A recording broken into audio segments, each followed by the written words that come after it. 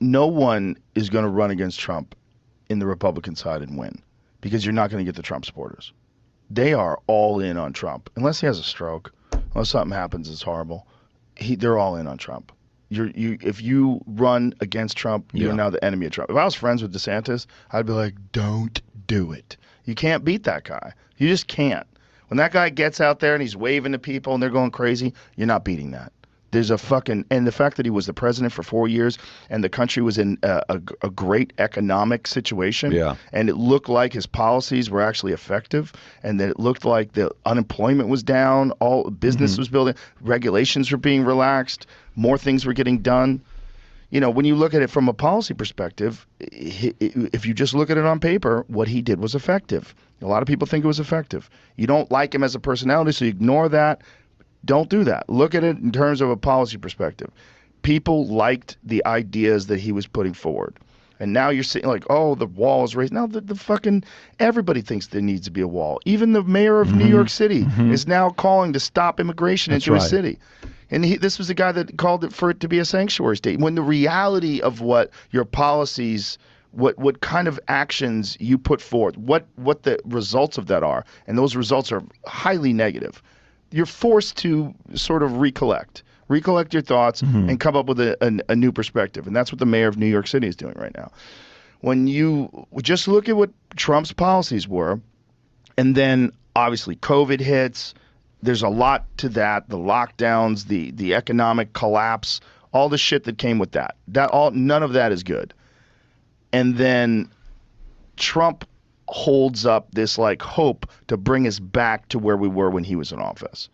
You're not going to beat that. I don't think they're going to beat that.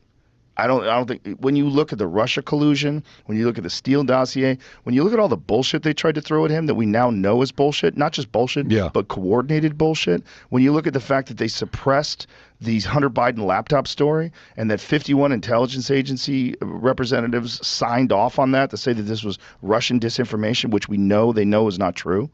That's scary, because now you have the intelligence agencies colluding to keep a guy from being president that was president during a time where the country was thriving economically. You're not going to beat that guy. Would he get your vote? He'd get my vote before, excuse me, he'd get my vote before Biden. I said that before. I don't think that, I never thought that Biden was going to make it. I never thought that he was going to be functional. You know, like regardless of what kind of power the president actually has. And it appears under Trump, the president has a lot more power than we think they do. But under Biden, it's like he's handled. Like he's just out there talking and saying, the real problem is Donald Trump. Donald Trump, what he's done is terrible. What he did in the office. It's all nonsense. It's like everyone's treating him with kid gloves because they don't want to prop up Trump. They don't want to go after him because it'll weaken the Democratic Party. So when you having Trump on? I don't know. Okay. The look, I don't know. Maybe. Looks like you got something. Maybe. Okay, good. That's good. I think that's... Look, at a certain point in time, it's just like, it would be interesting to hear his perspective on a lot of things. I would like to know, what is it like when you actually get into office? I would like to know things like, what is it like versus perception? Yeah. What is it actually like when you get in that building? Like, what are you greeted with? When do you know that people are fucking with you? When do you know that the intelligence agency is lying to you? Like when you decided to fire Comey, what was the thought? How much did you know?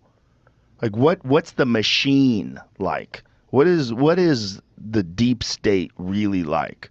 Really like? Because we have all these, smoky room perceptions, like from the Bill Hicks joke, where they show you the Kennedy assassination from an angle you've never seen before.